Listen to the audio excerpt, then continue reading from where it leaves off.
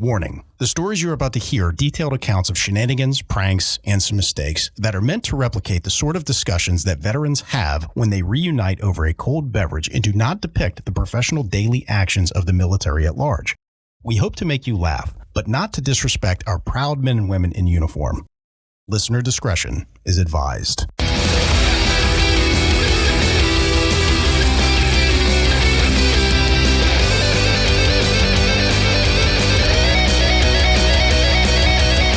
Welcome to Cammo Comedy, where we take a humorous look at the lighter side of military service. We got a big show for you today, but before we jump into it, if you like what we're doing here, give us a subscribe, give us a follow, whatever they call it on your podcasting platform. And while you're at it, give us a 5-star rating, write us a review, as that makes us more relevant in the algorithm and boosts the overall visibility of the show. But word-of-mouth advertising is just so powerful, so if you tell some friends, I will love you forever. Okay, let's jump into the show. I am your host, Aaron Wolf. Joining me today, again, is call sign Cheeks. Cheeks, thanks for being here today, man. Thanks for coming back. Fuck yeah, I'm glad I didn't scare you off last time. Oh, absolutely not. Me. All right. Did you fuck it up? I did not fuck it up. You didn't fuck it up? We did not fuck the intro up? No, we did not. Good. Spread cheeks, not hate. That should be your fucking call sign. But that's too long, though. You just need something cheeks brief. is a good call sign, but I feel like my mantra is spread cheeks, is to not spread hate. Cheeks, Spread not them. hate. Yes. All right, I love it. So check this out, man. You know that when you get lower enlisted that have free time on their hands, that can be a recipe for disaster, right? Without question. So there was a senior level guy. They were at a training event, whatever. They're walking out. He recognized that there was like abnormal amount of giggling. He's like, okay. And I'm sure as a senior enlisted guy, you've got to think for a second, like, do I even fucking want to know? Because if you do find something out that you have to address, this is going to become your whole day or your evening or whatever it is. And you're like, okay. But it seems to be somewhat harmless. And the curiosity got the better of this guy. So he's just like, hey, what are you guys doing? And so they turn around very proud of themselves. And there was one guy in particular that had like sweater chest hair, right? Gross. He just had like shoulder, back, chest, and Fucking they were all Teen giggling. Wolf. They're like, we shaved a penis and balls into this guy's chest hair. What the fuck? And the senior enlisted guy, like, I mean, he's got a sense of humor. So he's like, all right, why? And you're like, oh, look at his chest hair. Like, it's all ridiculous. We put a dick in it. And he's like, okay, like it's harmless enough. So he's like, you guys do your thing. This doesn't need any of my attention or whatever. So he's just like, have a good one, guys. I'm glad you're having fun. Did they shave his whole body and leave the wiener, or did they shave? No. So like they left all of the chest hair and then just wiener? shaved out like a nice, crisp, like dick, balls, head, circumcised. I think it's important to point out that it was definitely circumcised. You need to paint the picture for me. Because I asked. I was like, was this circumcised or not circumcised? Did they leave like a big vein going through this? I don't think they could do that with It had his to be a chest hair. big bastard though, right? You can't have a little dick on your chest. It was kind of like a Superman on his chest kind of a thing. Like imagine just having like a big cock and balls, which... Super wiener. Do you know about, what is it, Rule 34? Oh yeah. Who doesn't know about Google Rule 34. Yeah, if you guys don't know about it, I'm not going to tell you, but give that a search on the internets. So I guarantee you there's got to be a cartoon character out there that's got a superhero dick and balls on his chest like a Superman S. I love it. And if that doesn't exist yet, it will. You should after expect this. it in my merch store. Speaking of flying superheroes. Yes, absolutely. So this next story is about a guy. He was kind of important. He'd go to embassies and overseas and have important meetings with important people. Nothing that I'd ever done. Well, Nice. In transit, right? Going through these third country airports and whatnot. He packs all his stuff up, going through one of these countries, gets to the hotel, opens up his bag, and smack. He gets hit in the face with this stench. He's like, what the fuck? It smells like someone took a shit right in your bag. Oh my God. After he comes to.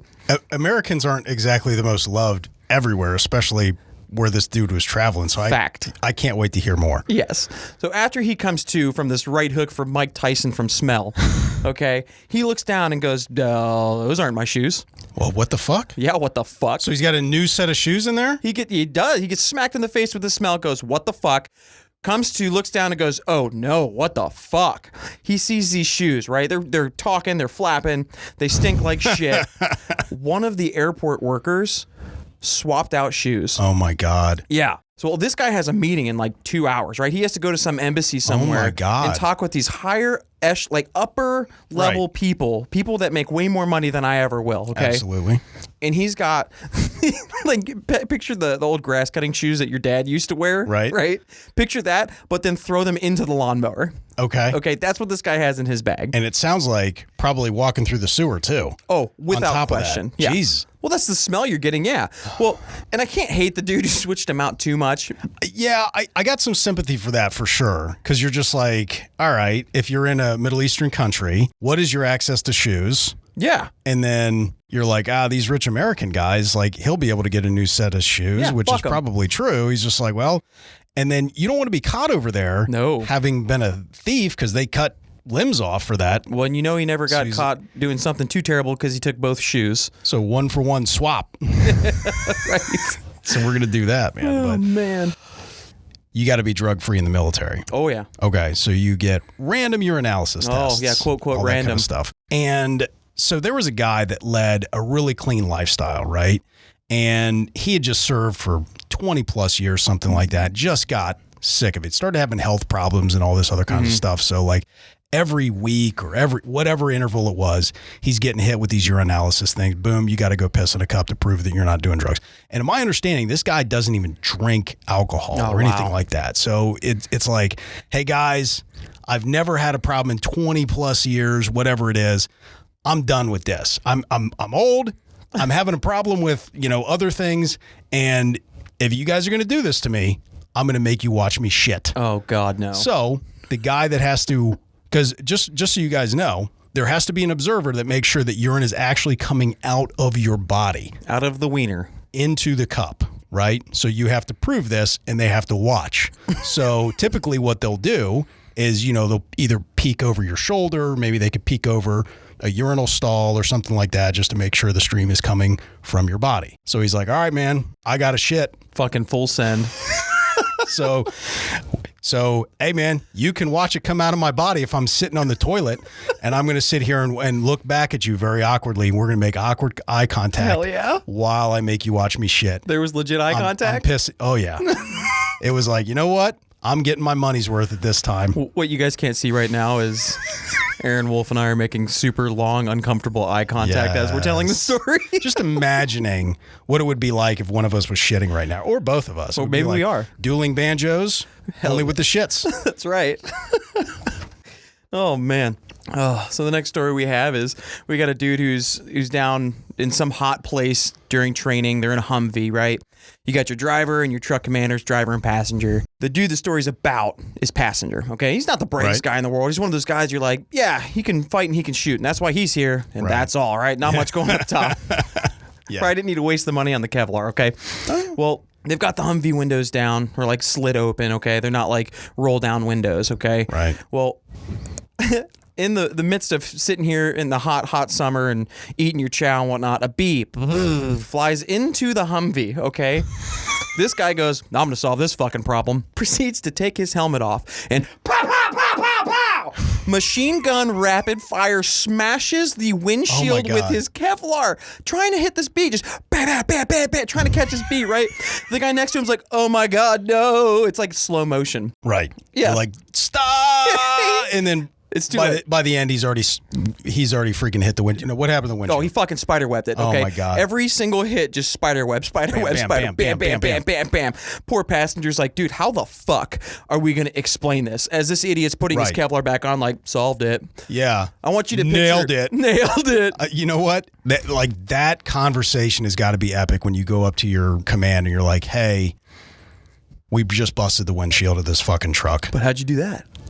There was a bee. Have you seen the movie Tommy Boy? What the? Oh, yeah. And it's not even like it was a ton of bees. No. It was one bee that flew in. And was like, oh, my God. We've told stories about people who like to flip out. Oh, God, and this is why. Exactly. This is a good excuse to be like, what the? You cost thousands of dollars worth of damage because of a fucking bee? Yeah. And it was... I don't even think he was allergic or anything like that. No, nobody was allergic. Like, okay. Neither of the two were. Just a knee-jerk reaction of, I'm going to kill this fucking thing. Quick thinking. Yeah. Problem solved. Nailed it. Nailed it.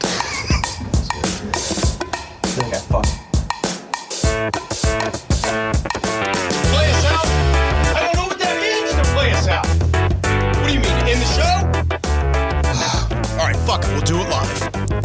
Thanks for checking out the Cammo Comedy Show Podcast. If you like what we're doing here and you want to participate in this community, there are many different ways that you can contribute. First and foremost, tell somebody about the show. Word of mouth advertising is very powerful, and we really appreciate you for helping us out. If you have any funny military stories of your own or know somebody who does, with their permission, of course, you can contribute those stories via email at stories@cammocomedy.com. That's stories, STORIES, at CAMMOCOMEDY.com. Or if you're not too good at the internets, drop us a voicemail at area code 531-222-6146. That's area code 531-222-6146. That's right, we're giving away our phone number. We want funny military stories from all eras. So if you're not from a generation that's heavily online, we don't want there to be a barrier for participation.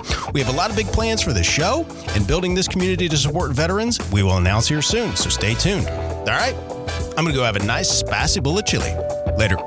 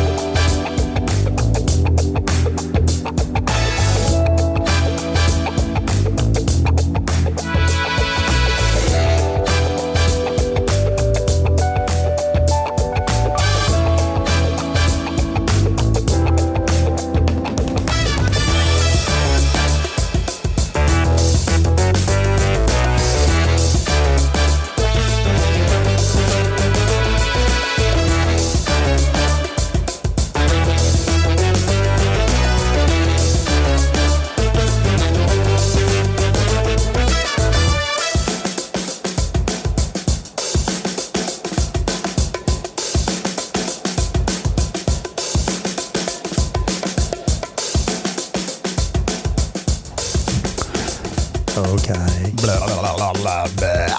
Make sure I'm close enough. Yeah, you sound good, man. I'm going to move this out of the fucking way. Joining me today is call sign Blindside. Blindside, thanks for being here today, Hey, man. great to be here, Aaron. Looking forward to it. Fuck yeah, man. Okay. If people look back at the history books and stuff, you'll notice that in the 80s, there was a lot of terrorism around the world. All right. Well, there was a time when the aircraft got hijacked. Yeah. And ended up in Cyprus. Okay. Well, at this time, old young airman's out there. He's working the flight line. Well, the way this worked was when the planes would be gone during the day, they had to keep somebody out there to make sure no one messed with any of the ground equipment or did anything, so an aircraft pulls in, all of a sudden now it blows up. Yeah. So old dumb airman Blindside's out there walking back and forth this great big picture, an empty parking lot. Yeah. Just bebopping around, just, beautiful Mediterranean, weather, clear skies, just everything's beautiful. You're enjoying life. Right. And everybody else on security, they're just up base screwing around doing their thing. And you're just out there just walking around. You've got 8 hours to kill.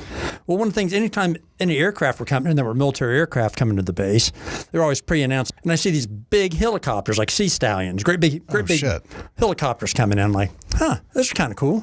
I've never seen helicopters come in from that direction. Now you got to think where we're at. Yeah. There's terrorism. Libya is just around there. They just shot some planes down not too long before that. Yeah. And it's like, I better call this in. Yeah. So I get on my little radio, hey, This is a special post 1. I can't remember the call sign. Whatever it was. Do we have authorization for 5 helicopter type aircraft coming in? They're like, stand by. The elevator music plays in your head. Like, dun, dun, dun, dun, dun, dun, dun, dun, dun. You're waiting because you're getting closer. I got to do something. Closer. You got to find out like right now. You've never seen this before in your life. Right. And they're like, be advised, this aircraft are unknown or they're unauthorized. Oh, like, no. Oh, my God. Fuck. Now, again, there's nowhere to run and hide. Yeah. It's like open you're out on a concrete flight line. It's just 500 yards. Flat. To the nearest hangar. Yeah. And these things are coming in fast. Yeah. And they're not coming, most aircraft come in, the length of the runway, they're coming across the runway, right towards our base. Yeah. So it's like, oh my God. And I'm right up there, right at the edge of it. So I'm right by like the taxiways and stuff. So for me to run to the hangars, I'm a dead man walking. Oh, shit. So all I can do is the last act of Defiant, got a little M16, not M16A1, M16, pre-forward assist. Yeah. Charge around. All right. And I stand there, pour it on. I'm going to go out fighting if I'm going out. Right. And these helicopters, I'm finally getting close and I can see them. Okay. The guys, I can see beards underneath the flight helmets. Oh, no. Guy in the back is hanging off. There's a 50 cal off the back of it, and he's got blue jeans on. Okay. And I'm like, I think I'm a dead man. Well, by this time, are these terrorists? Or like, what's going on? They're all hovering off the edge of like this big, parking ramp. And I'm out there in the middle of this flight line, like holding them at bay, I think. And here comes the cavalry, right? Yeah. The cop cars are flying down. The law enforcement ones, the blue lights are going. Everybody's coming to the aid, and they're talking on the radios, and they basically finally get things figured out. Yeah. What was it? Was Delta Force coming in going to Cyprus for this terrorist thing, and they just needed fuel. They're like, they don't play by the rules. Like, hey, we need gas. We can get airbase. Yeah, we'll just cruise in there. Yeah. Now imagine this. I'm 19 years old. Yeah. I'm petrified. Like, oh my God. Yeah. Well, the flight chief comes up to me because like, are you okay? Because he can tell I'm you're rattled a little bit, right? I'm really rattled. And this guy, he's like a Louisiana guy, like no neck, and had, hey, Rick, hey, what's going on here? Type thing. Yeah. I said, sir, I think I charged around. And he's like, let me see your rifle. Yep, you charged around. Come on, you come with me. Now, be honest. Now, did Creedence Fortunate Son play, or was it Sammy Hagar Heavy Metal that played in your head? Honestly, all you heard was your heart beating. And you're thinking, shit. These things had miniguns on the side. Oh yeah, you're done. Yeah, all you hear is the boom, the boom, the boom, the boom. You're just like, shit. This is how it goes. Yeah, you're like, well, I'm going out fighting. Good for you. Pictured, I would see this flash. Yeah, and then I'd be done.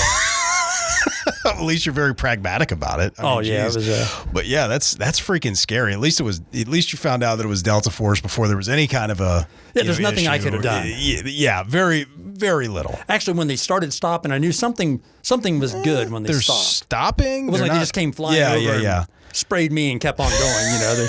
Yeah, this is it. All right. Yeah. Nice, man. Very good. What other one?